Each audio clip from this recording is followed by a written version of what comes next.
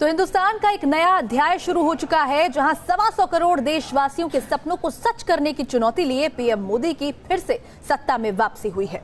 6 तस्वीरें हम आपको दिखा रहे हैं। दरअसल में ये 6 तस्वीरें बता रही हैं कि पूरे देश में किस तरीके से जश्न मनाया जा रहा है, और इस जश्न की वजह साफ है।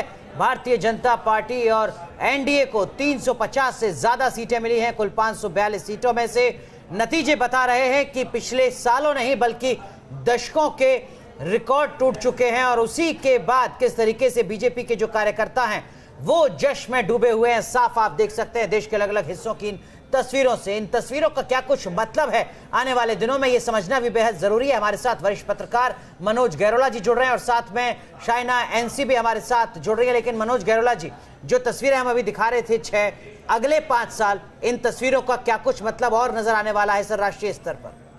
देखिए, ऐसा है कि प्रधानमंत्री मोदी जी ने जो काम पहले किए थे, जो डिसीज़न पिछली सरकार में लिए थे, उनमें से कई सारे काम ऐसे थे जो अभी आधे ही थे। तो मेरे ख्याल से उनकी प्रायोरिटी ये होगी कि वो सारे के सारे काम पूरा करें। For example make in India की अगर हम बात करें तो मोदी जी का जो विज़न था, मोदी जी का विज़न बेसिकली ऐसा था कि R&D हमारे यहाँ हो, प्रोडक्ट पूरा का पूरा हमारे देश में बने। लेकिन मेक इन इंडिया में जो अभी तक हुआ है, बेसिकली ये हुआ है कि चाइना से सारा चीज़ आती है, हमारे यहाँ सिर्फ वो नट बोल्ट टेक्नोलॉजी का इस्तेमाल होता है। तो और उसी तरीके से डिजिटल इंडिया में फाइबर जो इन्होंने लगाना शुरू करा था गांव तक, तो वो पहुंच गया, लेकिन जो गांव में जो सर्विसेज देनी थी वो काम अभी शुरू नहीं हुआ। इसी तरीके से कई सारी स्कीम्स हैं उनकी जो कि अभी आधी हैं, आधा काम शुरू हुआ है। सबसे पहले जो उनकी प्रायोरिटी होगी वो होगी कि इस पे काम करें, क्योंकि वो कॉन्टिन्यूस चलने वाले काम है। बिल्कुल, प्रायोरिटी ये होने वाली है कि जो काम रह गए थे अधूरे उनको पूरा किया जाए। इस बीच शाइना एनसी भी हमारे साथ जुड़ी हुई हैं। शाइना जी, जो प्रधानमंत्री नरेंद्र मोदी ने नतीजे आने से पहले तमाम जो सहयोगी दल हैं उनके साथ बैठक की थी, तो ये भी कहा था कि आने वाले अगले 100 दिनों का एजेंडा जो है वो भी तैयार हो चुका है। हम नहीं चाहते कि हम समय बर्बाद करें, तो अब वक्त है, वो एजेंडा जो बनाया गया था उस पर काम करने का वक्त शुरू हो चुका है। देखिए, मोदी जी की एक विशेषता है जो मुझे नहीं लगता है कि विश्व में कोई भी नेता एक्चुअली compete कर सकते हैं। वो है कि वो एक एक पल इस्तेमाल करना चाहते हैं देश हित के लिए, राष्ट्र हित के लिए।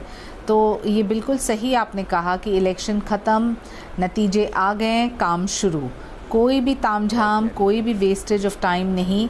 और बहुत सारे ऐसे योजनाएं हैं जो ख़त्म करने की आवश्यकता भी है, जैसे कि बड़े बड़े इंफ्रास्ट्रक्चर प्रोजेक्ट्स जिस रफ्तार से नितिन जी ने किया है प्रशंसाजनक है, लेकिन बहुत काफ़ी अभी अधूरा भी पड़ा है जो ख़त्म करने की आवश्यकता है, जिसके लिए वो रफ्तार से काम करेंगे। शाइना एनसी, लेकिन अलग अलग राज्यों के नतीजे भी आ रहे हैं, इसमें कोई शक नहीं है कि एनडीए को 350 से ज्यादा सीटें मिली हैं। लेकिन आप महाराष्ट्र से आती हैं, महाराष्ट्र में भारतीय जनता पार्टी का जो वोट प्रतिशत है अपेक्षाकृत कम है, लगभग 27% के आसपास। उत्तर प्रदेश जैसे बड़े राज्य में फिर भी कहीं ज्यादा है। क्या आपको लगता है कि महाराष्ट्र में बीजेपी को और ज्यादा काम करने की जरूरत है ताकि ए पार्टी के तौर पर कायम रहे?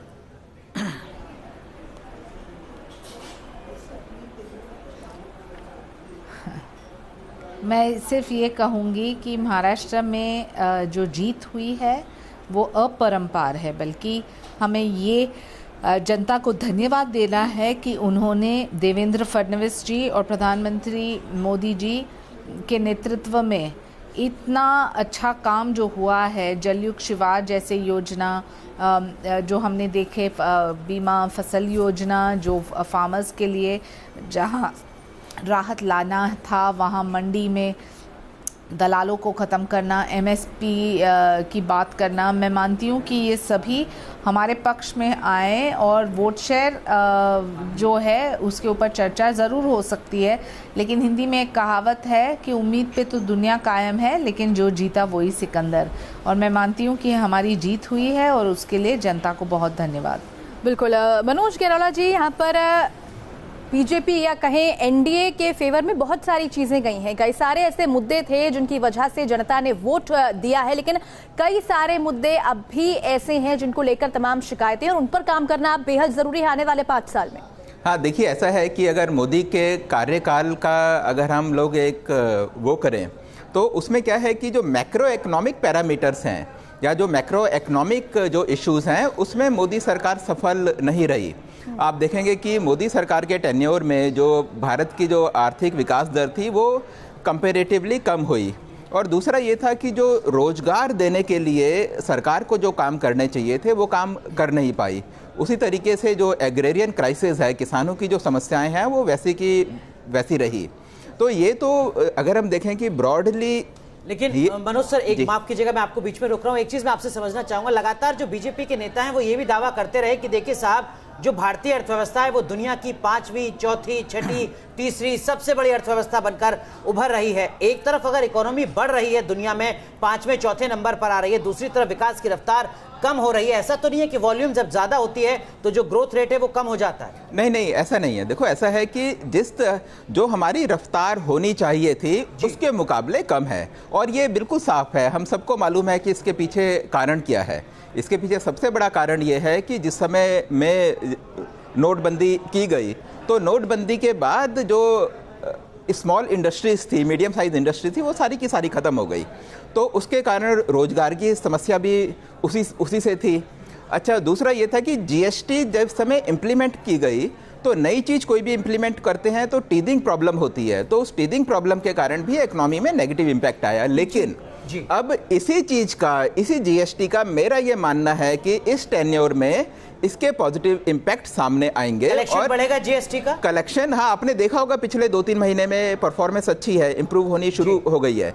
आने वाले टाइम पे कलेक्शन भी बढ़ेगा, लोगों को ईज ऑफ बिजनेस जो बोलते हैं वो भी होगा, लोगों को काम करने में आसानी होगी। और आपने देखा होगा कि संसार के सारे बड़े नेताओं ने मोदी जी को बधाई दी है।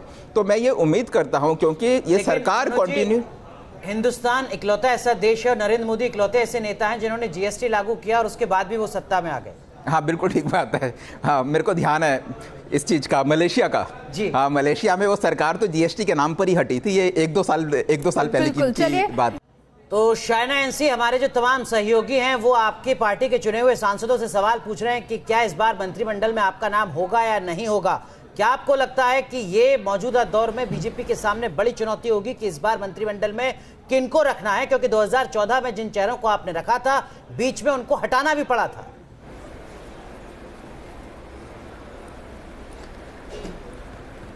देखिए, मुझे लगता है कि मोदी जी अपना होमवर्क करके ही तय करते हैं कि किसकी क्षमता क्या है और किसको एक मौका मिलना चाहिए और किसको नहीं।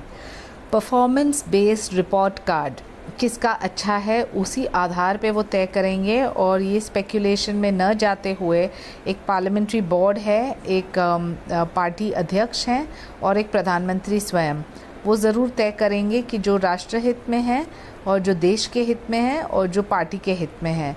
और मैं ज़रूर कहूँगी कि ऐतिहासिक जीत रहा है, क्योंकि जंगल राज जैसे प्रदेश वेस्ट बंगाल में हमने देखा परफॉर्मेंस, तो दूसरे तरफ आपने देखा कि ओपनिंग जो आया है उड़ीसा में, या फिर महाराष्ट्र में जो ऐतिहासिक जीत रही है, या फिर उत्तर प्रदेश में जहां लोगों ने कहा कि जात पात धर्म की राजनीति चलेगी, वहां बिल्कुल विपरीत। तो इसका मतलब है कि भारत का जो वोटर है बहुत ही समझदार है। और ये बड़ी चुनौती होती है सरकार के सामने कि राज्यवार किसको मंत्री बनाना है, कैसे राज्यों की हिस्सेदारी रखनी है, कैसे महिलाओं की हिस्सेदारी को आगे बढ़ाना है और कैसे जो तमाम अपने एजेंडे हैं उनको भी पूरा करना है। बिल्कुल सही कहा आपने अनुराग। और मनोज जी से इस पर सवाल लेते हैं। मनोज जी, जिस तरीके से अनुराग जी ने कहा कि वाकई में ये एक बहुत बड़ी चुनौती मोदी सरकार के लिए रहने वाली है कि किसे मंत्रिमंडल में शामिल किया जाए, क्योंकि पिछली बार भी हमने देखा था कि इसे लेकर कई सारी दिक्कतों का सामना बीच में, कार्यकाल के बीच में करना पड़ा था।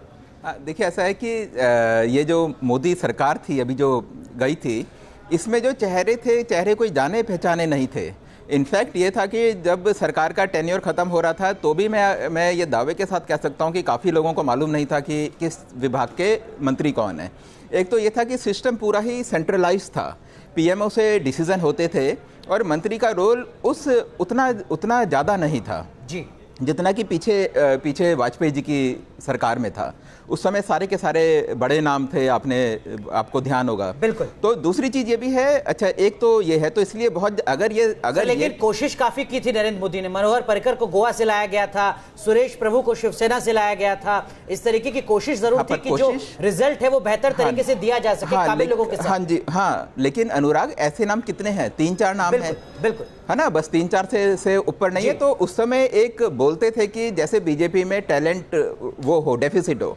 अब ऐसा नहीं है कि टैलेंट डेफिसिट इतनी बड़ी नेशनल पार्टी में होगा, ये तो मोदी जी ही तय करेंगे क्या है। लेकिन अगर पूरा सेंट्रलाइज होगा, अगर पीएमओ ही गवर्न करेगा, तो मंत्री कौन होंगे? मेरे को लगता नहीं कि 2-4 अगर बड़े बड़े डिपार्टमेंट छोड़ दें, जैसे फाइनेंस मिनिस्ट्री बहुत इंपॉर्टेंट होती है, होम मिनिस्ट्री इंपॉर्टेंट होती है, ऐसे 2-4 को छोड़ दें बिल्कुल, तो बहुत ज्यादा फर्क नहीं पड़ेगा। बहुत ज्यादा फर्क नहीं पड़ेगा। चेहरा कौन है, क्योंकि सब कुछ प्रधानमंत्री नरेंद्र मोदी देखेंगे, वो संभालेंगे। खास कवरेज लगातार जारी है, रुक रहे हैं कुछ देर के लिए। खास मेहमान लगातार बने हुए। साइना एनसी, बहुत संक्षेप में मैं आपसे समझना चाहूंगा, किस तरीके की चुनौती अब नई सरकार के सामने आपको लगती है?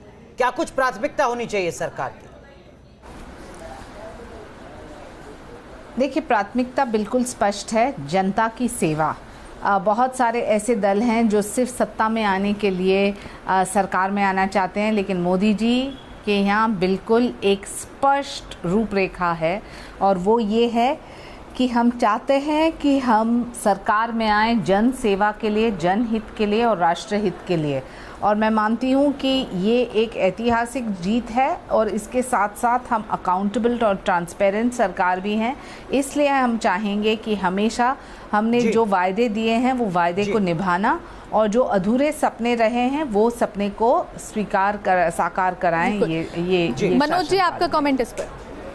देखिए, मेरे ख्याल से जो सबसे बड़ा चैलेंज जो है वो ये है कि जो मैक्रो इकोनॉमिक पैरामीटर्स जिसकी हम अभी बात कर रहे थे, वो अभी भी मतलब उस डायरेक्शन में सरकार को काम करना पड़ेगा कि रोजगार कैसे मिले। और सबसे बड़ा चैलेंज रहेगा कि निवेशकों को कैसे कॉन्फिडेंस में लेकर आएं ताकि वो यहाँ निवेश करें और हमारी इंडस्ट्री ग्रो करे। लेकिन जो सबसे बड़ा चैलेंज एक और है, वो है कि बैंकों की हालत कैसे ठीक हो। बिल्कुल। तो जी आर्थिक मामलों के जानकार हैं अंशिका, तो जो अर्थव्यवस्था के सामने चुनौतियां हैं उसको बेहतर तरीके से समझाए। देखना होगा कि नरेंद्र मोदी इन चुनौतियों से कैसे निपटते हैं। न्यूज नेशन की खास कवरेज लगातार जारी है, रुक रहे हैं कुछ देर के लिए। आप बने रहिए न्यूज नेशन के साथ।